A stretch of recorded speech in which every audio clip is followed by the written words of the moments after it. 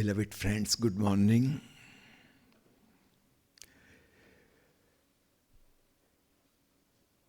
सामान्यतः हम सोचते हैं भय का विपरीत शब्द क्या है,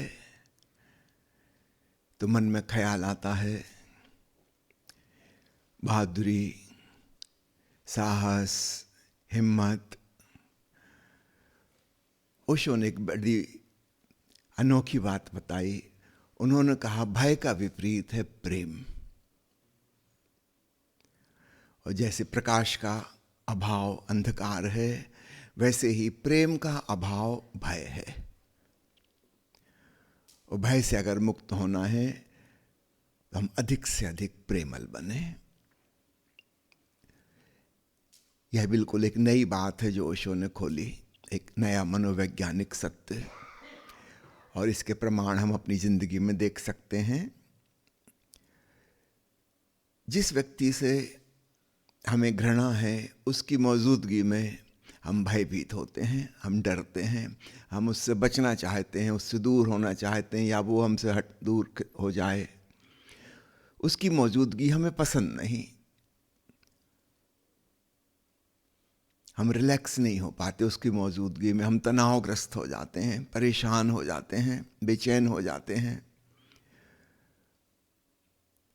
भय घृणा के साथ जुड़ा हुआ है। और प्रेम का प्रतीक यही है, प्रमाण यही है कि किसी की मौजूदगी में हमें अच्छा लगता है, हम रिलैक्स हो जाते हैं, हम शांत और शिथिल हो जाते हैं, हम एक प्रफुल्लता का एहसास करते हैं और हम ज़्यादा से ज़्यादा समय उसकी मौजूदगी में बिताना चाहते हैं।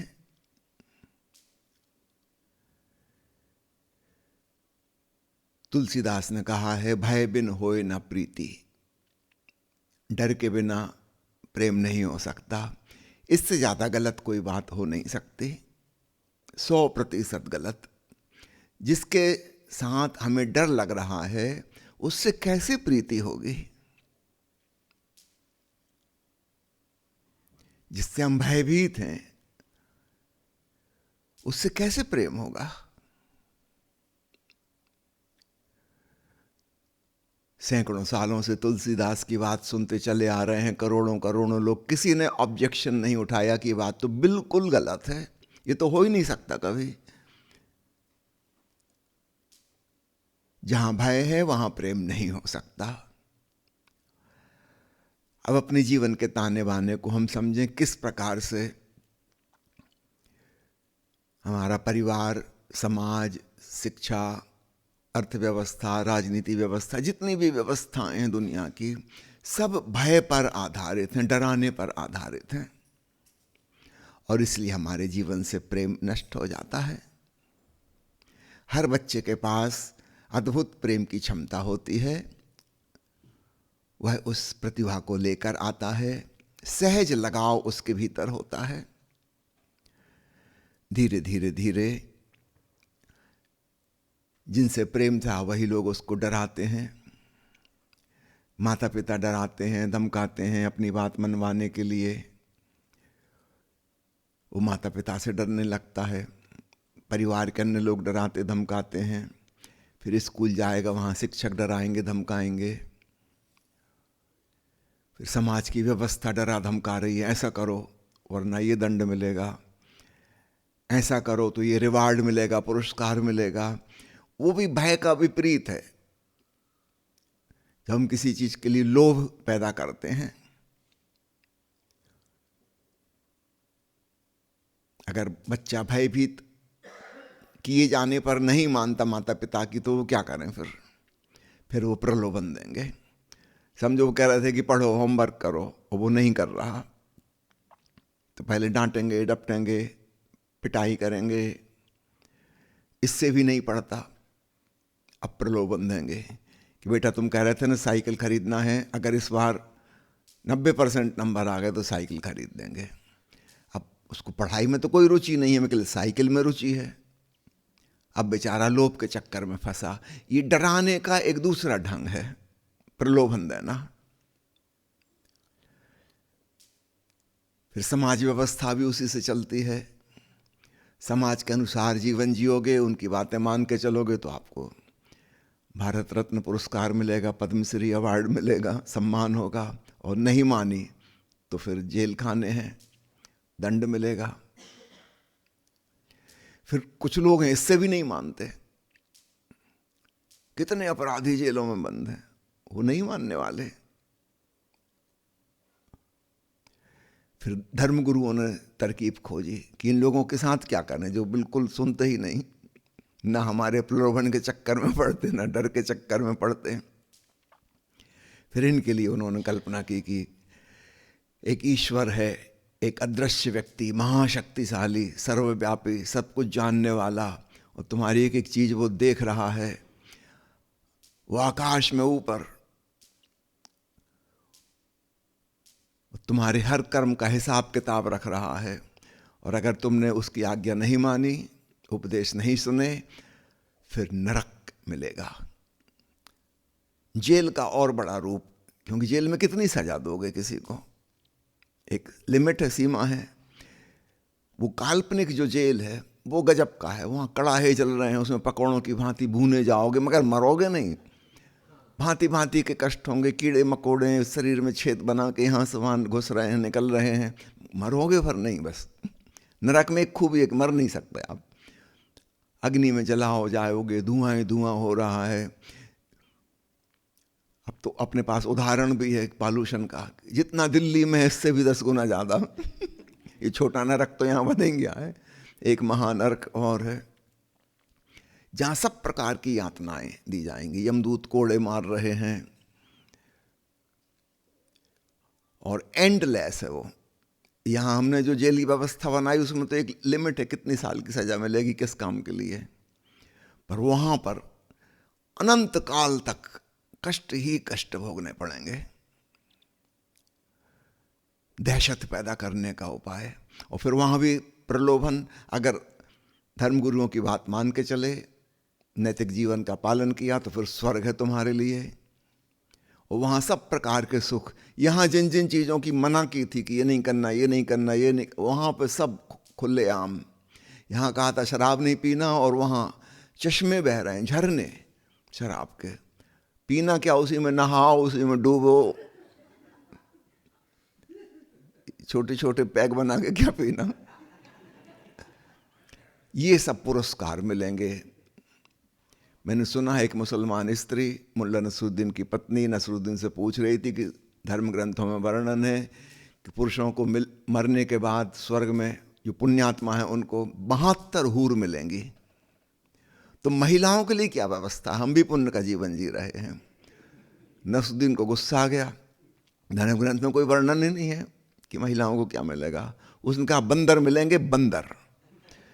पत्नी बोली हद हो गई, ये कैसा अन्याय, यहां भी वही वहां भी वही। फिर पुण्य करने से लाभ क्या हुआ।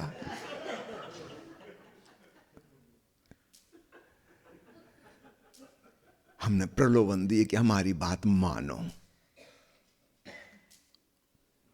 सब प्रकार से दहशत और डर पैदा किया गया है। इस भयभीत वातावरण में कोई व्यक्ति कैसे प्रेमपूर्ण हो पाएगा।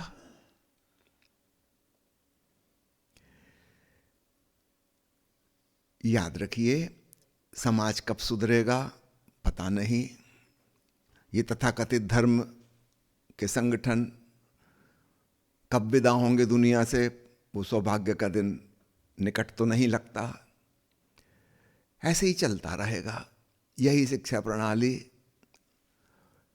डराने धमकाने पर आधारित दंडो पुरस्कार की व्यवस्था, और वो बचपन से माता पिता शुरू कर देते हैं।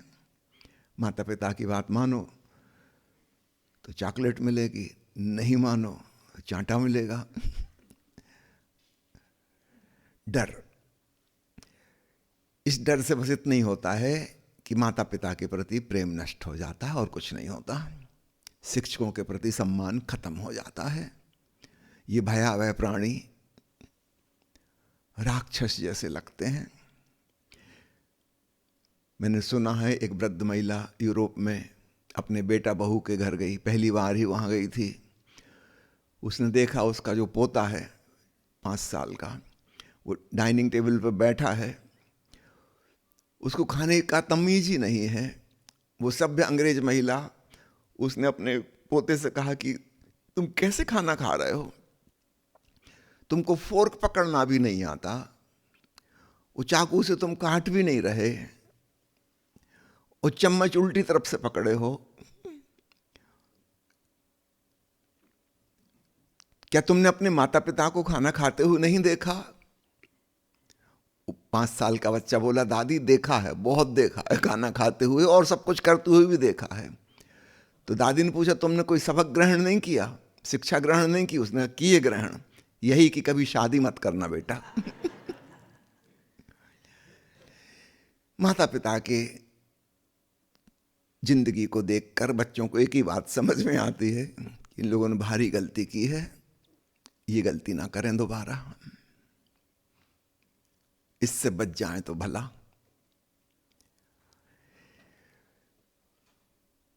बच्चों को डराया जा रहा है, बड़ों को डराया जा रहा है, सबको डराया जा रहा है लगातार।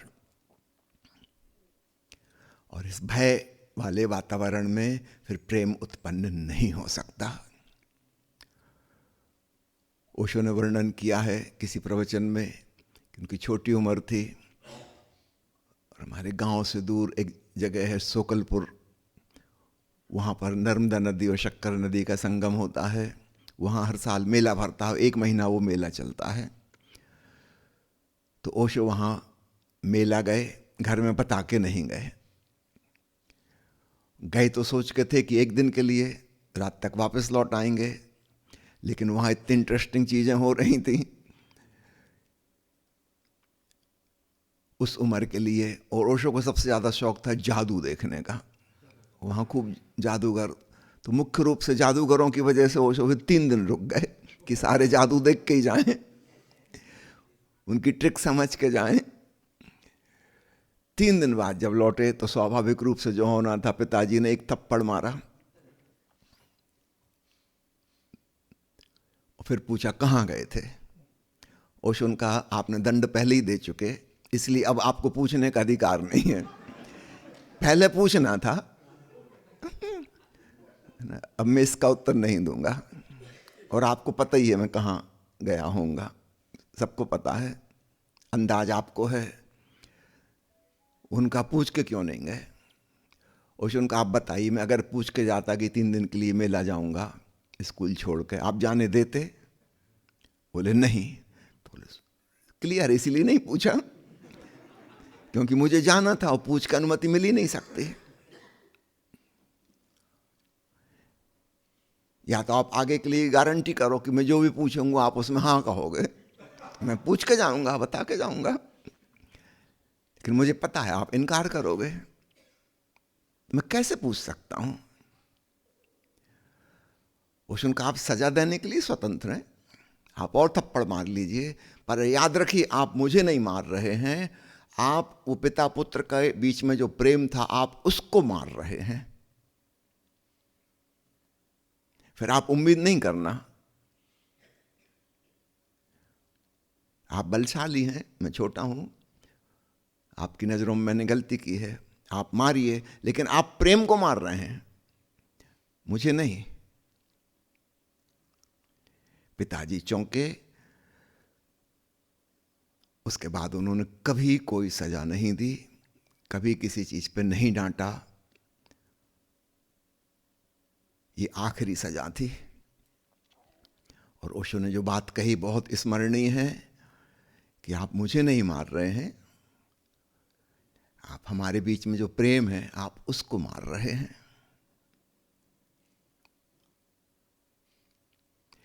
प्यारे मित्रों, जरा ख्याल रखो हम किस किस प्रकार से अपने प्रेम को, अपने संबंधों को खत्म कर रहे हैं। और आप चौंकोगे कि हमारी हर कोशिश प्रेम को नष्ट करने के लिए है, और फिर हम चाहते हैं कि हमारे जीवन में भय क्यों है? भय तो रहेगा ही रहेगा।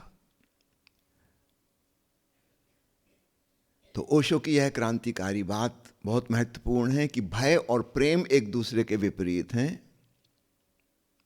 जो व्यक्ति प्रेमपूर्ण होगा उसके भीतर से भय समाप्त हो जाएगा।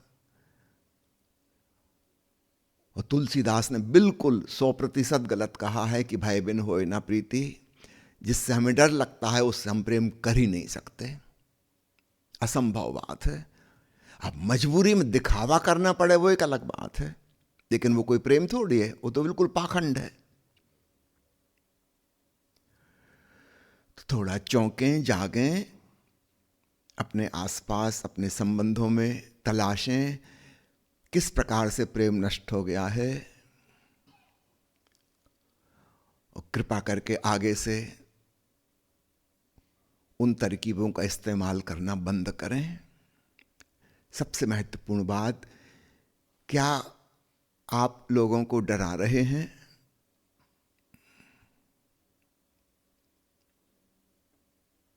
डायरेक्ट अथवा इनडायरेक्ट वे में?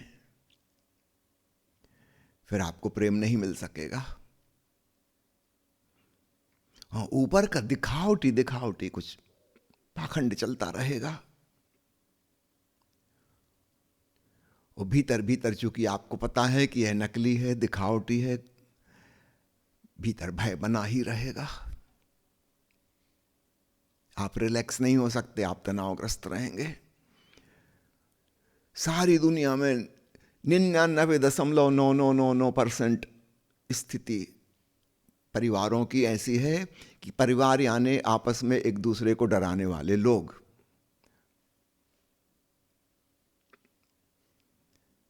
कई बार लोग मेरे पास आते हैं, उनके बेटे बेटी की शादी हो रही है, उस पर लिखा रहता है प्रेम बंधन में बंधने जा रहे हैं।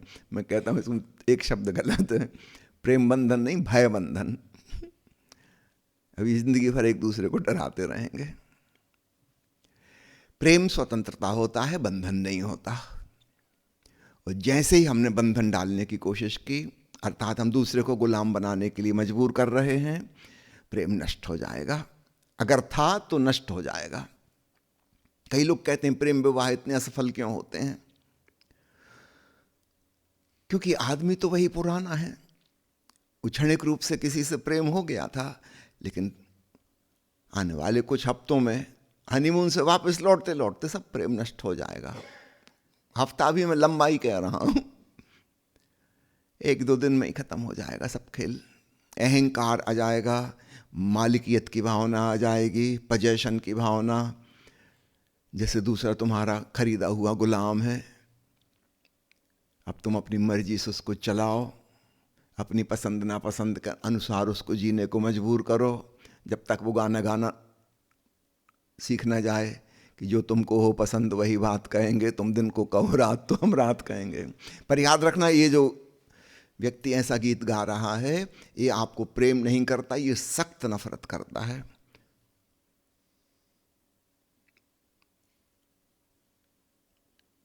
उसकी मजबूरी है, कुछ लाचारियां हैं, इंटरडिपेंडेंस है, किसी अन्य कारण की वजह से वो कह रहा है कि दिन को कहो रात तो हम रात कहेंगे। उसको पता तो है कि दिन है, उसको ये भी पता है कि सामने वाला गलत बोल रहा है, ये भी पता है, और मुझे मजबूर किया जा रहा है दिन को रात कहने के लिए। इसका वो बदला लेगा, समय आने पर प्रतिशोध लेगा। सावधान, हम एक विचित्र दुनिया में जी रहे हैं, एक पागल खाने वाली स्थिति है। फिर हम कहते हैं कोई शांति नहीं, कोई प्रेम नहीं, कोई आनंद नहीं, कोई संतोष नहीं जीवन में। जीवन का अर्थ कहाँ है? हमने तो नष्ट किया है, और जिस ढंग से नष्ट किया है उस पर लेबल गलत लगा है।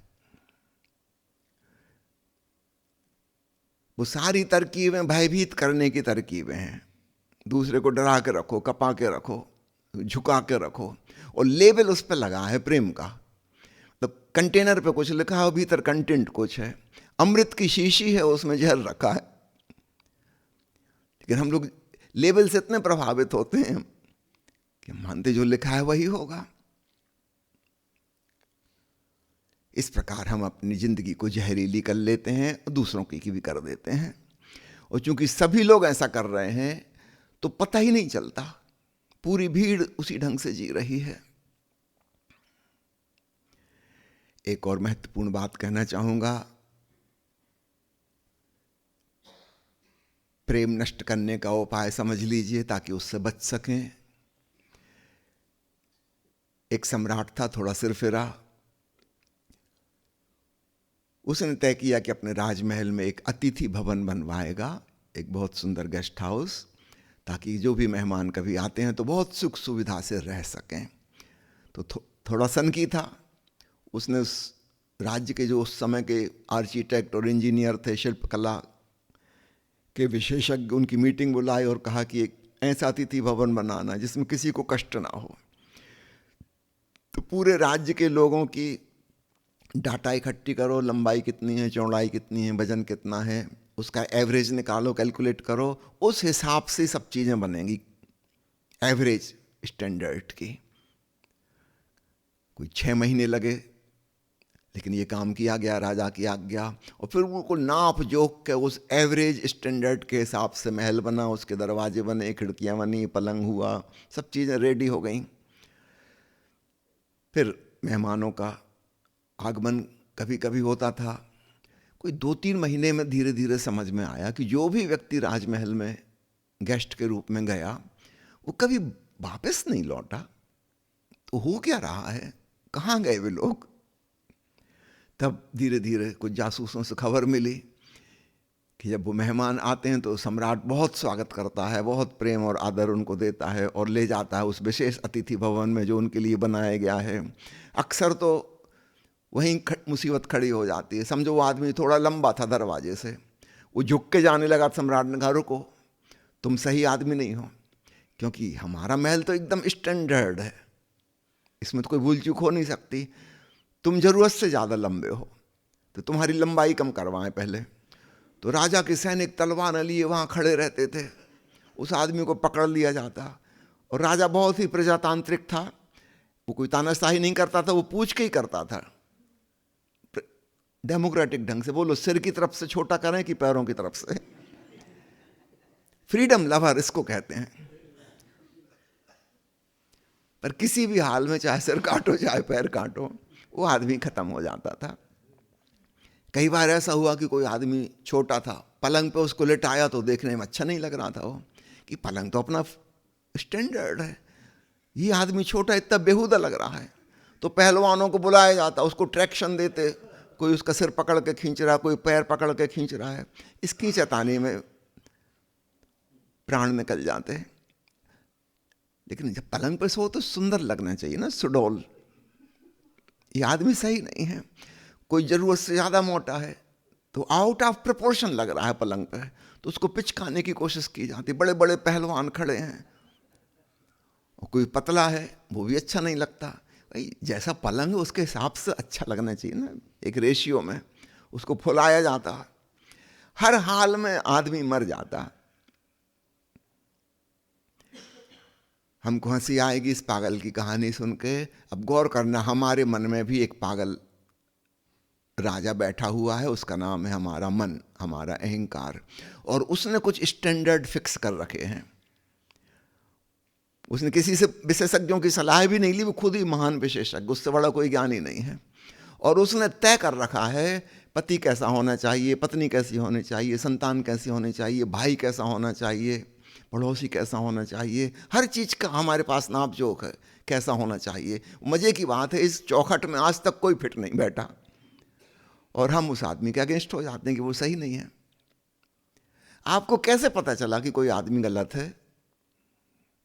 आपके पास एक बनी बनाई फ्रेम है, रेडीमेड, वो पता नहीं कब और कैसे बन गई है, और उस कसौटी पे आप सबको नापते हो, और आज तक एक भी व्यक्ति उस पर सही नहीं निकला, एक भी।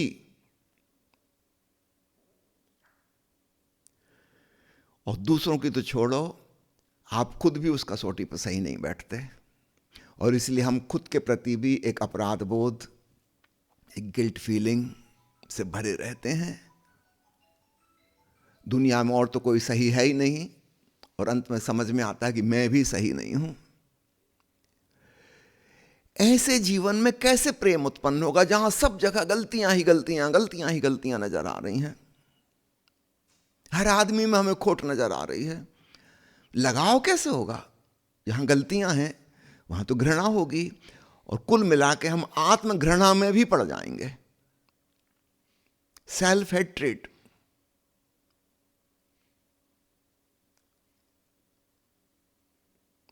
पूरा जीवन ही हमारा घृणा से भर जाएगा। तो आपसे विनती है, थोड़ा चौंकिए, जागिए, और वो जो हमारा मन रूपी राजा ने फिक्स्ड स्टैंडर्ड बना रखे हैं, चौखटें कस रखी हैं, पलंग बना दिए हैं, कृपया करके उन चौखटों को निकाल के बाहर फेंकिए। इनकी वजह से हम किसी को प्रेम नहीं कर पाते। ऐसा कोई इंसान दुनिया में बना ही नहीं है जो हमारी कसौटी पर सही उतर आए। हाँ, जब दूर दूर होते हैं तो हो सकता है हम धोखे में पड़ जाएं, लेकिन जैसे ही हम पास आएंगे 4 दिन में सब भेद खुल जाएंगे, पता चलेगा नहीं, तो गलत साथी चुन लिया हमने। हमें कभी शक पैदा नहीं होता कि हमने जो चौखट बना रखी उसमें कोई गलती है। हम पूरा दोषारोपण सामने वाले पे कर देंगे कि ये धोखा दे दिया, ये लड़की खूब मेकअप करके आती थी, अब मेकअप करके 24 घंटे तो नहीं रहेगी, जब मुंह धोएगी तो पता लग जाएगा। पहले आप हाथ धो के पीछे पड़े थे, अब वो मुंह धो के पीछे पड़ी है।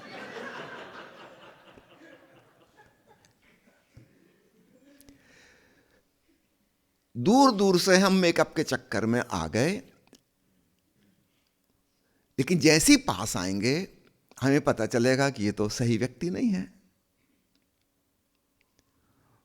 हर पत्नी को लगता है कि उसके माता पिता ने ठीक लड़का नहीं देखा। यहां कहां के दकियानूशी से शादी कर दी। क्यों लग रहा है? एक गाना ऐसा है जिसको कोई पति पत्नी नहीं गा सकता अपने घर में, चाहे आपको कितनी पसंद हो। वो है, मीत ना मिला रे मन का मीत ना मिला।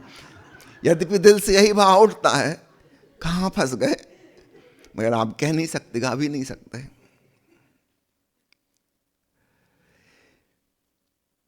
याद रखिए, इसमें दूसरे का कोई दोष नहीं है, ना माता पिता का दोष है, न कुंडली मिलाने वाले पंडित जी का दोष है, किसी का दोष नहीं है।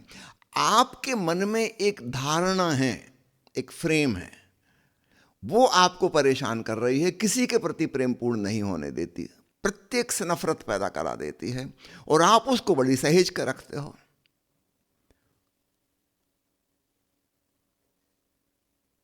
अगर मेरी बात आपको ठीक लग रही है अपनी जिंदगी के अनुभवों से, कृपया करके उस फ्रेम को फेंक दीजिए। कोई स्टैंडर्ड नहीं है, कोई एवरेज नहीं है। हर व्यक्ति अनूठा और अद्वितीय और असाधारण है, और जैसा है वैसा ही प्रेम के योग्य है।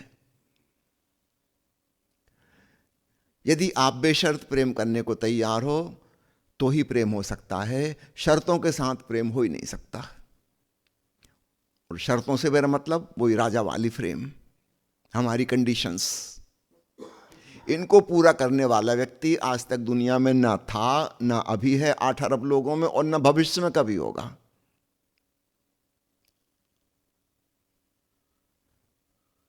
अब आपके हाथ में है, आपको प्रेमपूर्ण जीवन जीना है कि घृणापूर्ण जीवन जीना है। ये आपका जीवन है, और यहां जितने लोग बैठे हैं एवरेज इनमें से आधे 50% से ज्यादा जीवन तो गुजर चुका। आप तय कर लो, शेष जो जीवन अपने हाथ में है, इसको वैसे ही भयभीत और घृणा से भरे हुए, नफरत से भरे हुए जीना है, पाखंड करते हुए, या रिलैक्स होकर प्रेमपूर्वक आनंदपूर्वक जीना है। ये आपका निर्णय है, और मैंने समझा दिया कहाँ गलती हुई है।